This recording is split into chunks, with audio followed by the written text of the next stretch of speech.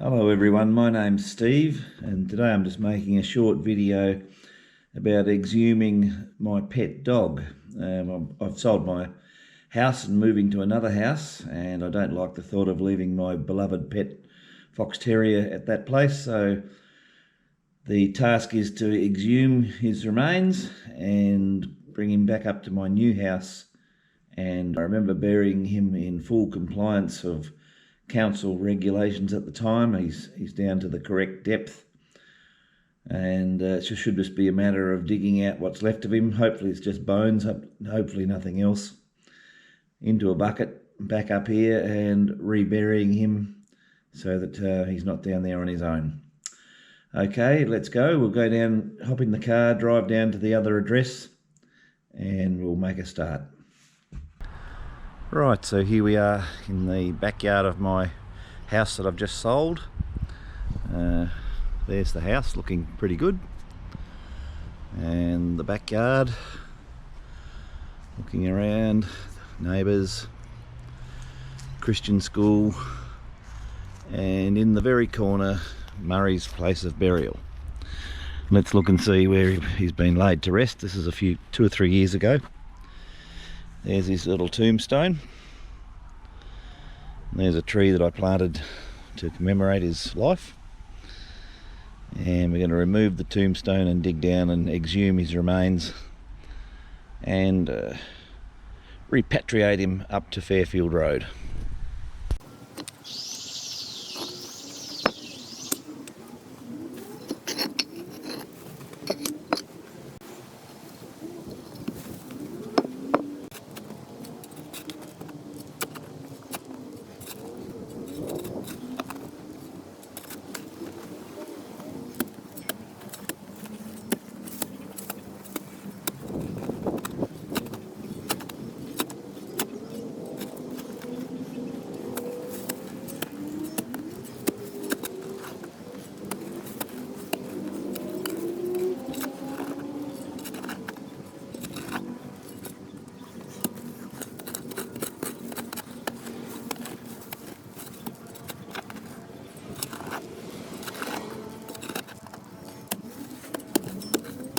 So we've opened up the grave.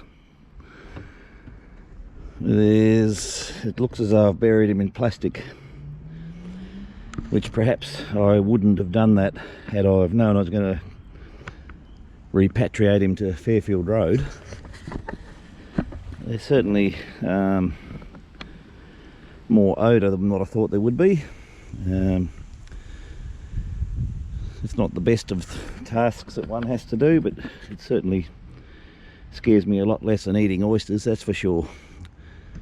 But we're down to where he is. We'll go down and see what of him we can collect, and if his bones or what he is, we've got to dig him up and put him in that bucket over there, white bucket. Poor old Murray. He was a crazy little dude, but a good little friend. Okay, so we've exposed what have we got there? A Foodworks shopping bag. Looks like I wrapped him in plastic and put him in a shopping bag. Now it looks as though that bag has mummified him somewhat, and he's still quite intact. I'm not gonna. I did think I'd be able to show some bones or some remains, but it's too gruesome. I would think it's too much looking like a real dead dog to show that kind of content, so we won't be doing that. It looks like Murray's still quite preserved, almost mummified, so I had a little peek inside and he looks like he's mummified, so there's no need to put that kind of vision on. Meanwhile, let's get that bag out and get him up to Fairfield Road. Let's bring him up to the daylight for the first time in nearly 3 years.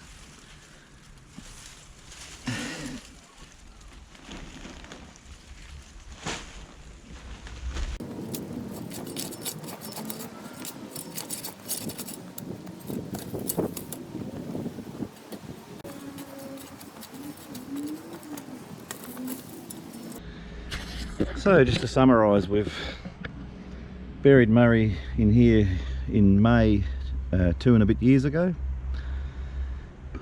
We've just exhumed his remains. He seems to be largely intact because I wrapped him foolishly probably in a plastic wrapper and a shopping bag, and it must have been airtight enough for him not to decompose, because I had a little peek inside the bag. It's a bit whiffy and there's quite a bit of mummification there. It looks like he's a little bit mummified, and I can still see his little black and white colours. He's a little fox terrier. Had fox terriers all my life. Not the easiest thing I've ever had to do, but probably easier than leaving him here. There's Murray in his bag.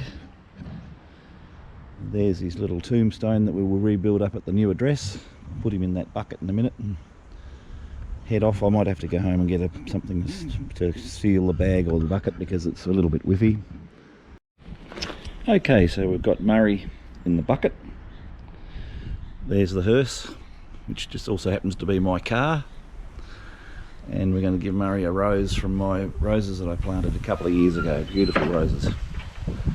So we're just a good funeral director should always have a pair of scissors, and for snipping flowers and just making them look better, but unfortunately, rookie mistake by me, I've only got this little knife, so we'll make do with that.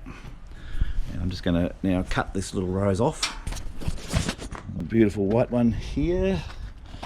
Just came out today in time to help with Murray's ceremony.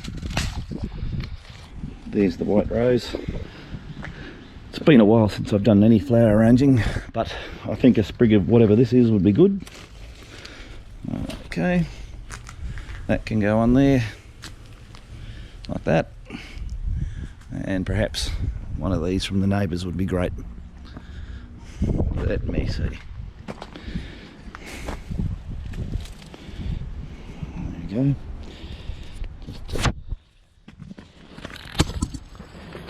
The hand is quicker than the eye. He's still in his bag inside the other bag, and I've put him in his bucket and filled him with sand, so there's no odour in my car, or minimised odour in my car. Stuff in the back of my car because I'm moving. Mop bucket. So now Murray's in there in his bucket, and very loyal dog. And one last look at the yard where Murray used to play. There it is, look at it, beautiful little backyard. And that leads up, I'll have a look up there and have one last look in through the glass. Let's have a look and see what we can see. Carpet cleaners have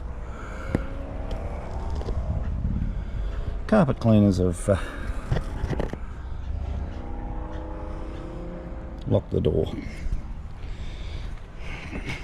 Well, here we are at Fairfield Road, and where I'm going to repatriate Murray's remains, and I'll just take him down into the back garden and leave him there till a bit later.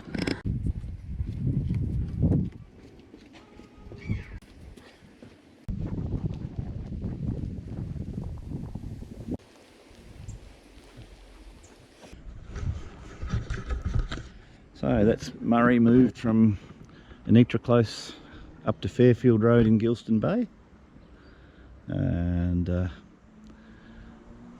let's hope I can dig that nicely. He might even do it this evening, and we'll lay him back to rest in his new home.